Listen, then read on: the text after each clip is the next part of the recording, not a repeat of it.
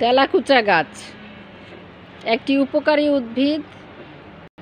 এটি লতা জাতীয় উদ্ভিদ, ভেষজ একটি গাছ। এর পাতা শাক হিসেবে খাওয়া হয়, ভর্তা করে খাওয়া হয়, অনেকে রস করে খান ডায়াবেটিসের জন্য। এটার ফুল হচ্ছে সাদা সাদা, এখানে দেখতে পাচ্ছেন এটা নারী ফুল। এখানে যে কয়টা ফুল আছে সবগুলাই কিন্তু নারী ফুল। তো এইখানে তেলাকুচা ধরে আছে। তেলাকুচা তিতা লাগে, অনেকে ভাজি করে খায়, আর তেলাকুচার পাতা বিভিন্নভাবে খেয়ে থাকেন। তো এই গাছটি যদি আপনাদের ছাদ বাগানে দেখা যায় বা আপনাদের মাটিতে বাগানে ঝোপে ঝাড়ে দেখা যায়, তাহলে এটাকে কেটে ফেলবেন না, রেখে দিবেন এবং এই তেলাকুচা রান্না করে খাবেন।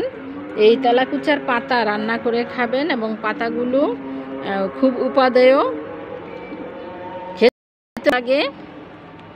আমি কিছু তেলাকুচা পাতা তুলেছি। এই যে এখন দুপুরবেলা জোহরের আজান হয়ে যাচ্ছে। আজকে মেঘলা দিন, 21শে ডিসেম্বর। ঢাকায় তেমন একটা শীত পড়ে নাই, কিন্তু আবহাওয়াটা খুবই আরামদায়ক, কমফোর্টেবল, খুব ভালো লাগছে। তাই দুপুরেও ছাদ বাগানে এসে কোনো খারাপ লাগছে না, এই জন্য ভিডিওটা করলাম।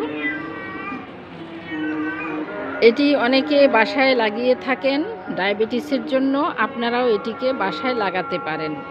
এবং এই গাছটির পরিচর্যা স্বাভাবিক, এটার মূল থেকে যায়, মূলটা যদি মাটিতে থাকে পরে এক সময় এটার গাছ গজায়।